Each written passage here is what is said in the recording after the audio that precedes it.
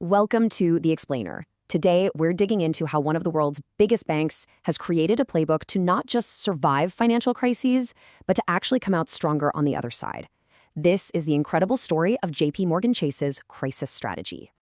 So let's just start with a number that kind of puts everything into perspective. $4 trillion. That's roughly the amount of assets JPMorgan Chase has on its books. It's a number so big it's hard to even wrap your head around, but it's the foundation for everything they do. And look, this isn't just about being huge for the sake of it. It's about being absolutely dominant. It's this sheer size that allows them to pull off a growth strategy that most other banks can only dream of, especially when things get chaotic. So, how did one bank get so powerful? Let's take a look under the hood, unpack the numbers that really define this juggernaut, and see what the story is. What's really fascinating here is how all these numbers feed into each other. You've got $4 trillion in assets, which then generates a jaw-dropping $58 billion in profit, which then supports a $600 billion valuation from investors. It's a picture of a company that is just firing on all cylinders, especially while its smaller rivals are struggling to stay afloat. Now, a run like this doesn't happen by accident. This isn't just luck.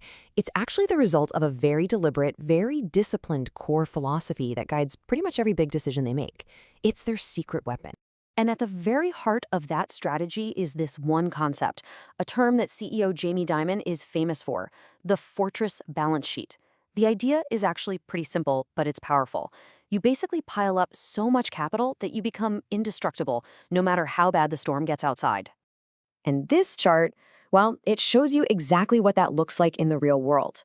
That bar on the right, that's what the government says you have to hold. But the bar on the left, that's where JPMorgan chooses to be. That massive gap between the two isn't just a safety cushion. It's a war chest. It's what they call their dry powder. So what's the point of all this? What does this fortress actually let them do? Well, when panic hits the market, all that extra capital makes the bank a safe harbor. And when everyone else is desperately selling, being the safest port in the storm means you're in the perfect position to do one thing: go shopping for bargains. Okay, so we've got the defensive strategy. Now let's get to the really interesting part: how they turn that defensive posture into an incredible, repeatable offensive playbook, one that literally turns a market meltdown into a massive opportunity.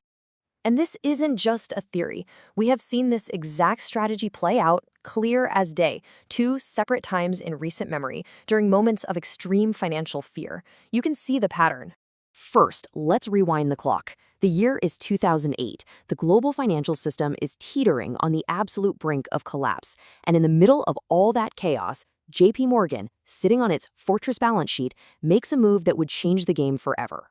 They stepped in and bought the banking assets of Washington Mutual right after regulators seized it for less than $2 billion. I mean, think about that. For that price, they got thousands of new branches and boom, became a coast-to-coast retail bank overnight.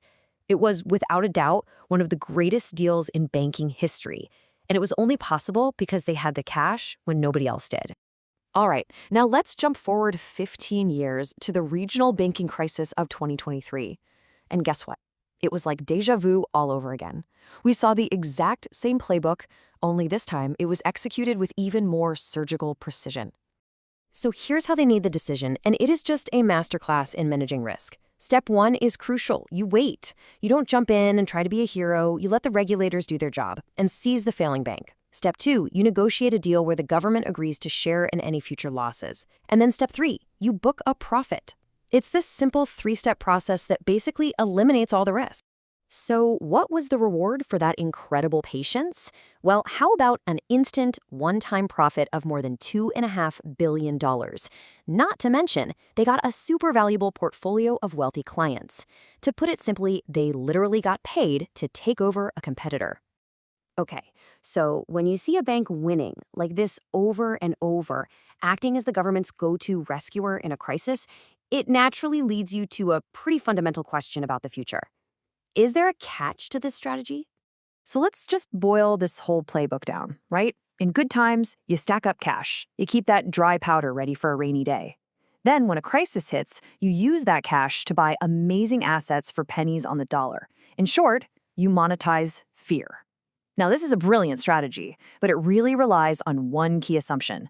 that when things go bad, the regulators will always call them to be the safe pair of hands, that they'll always be the chosen winner.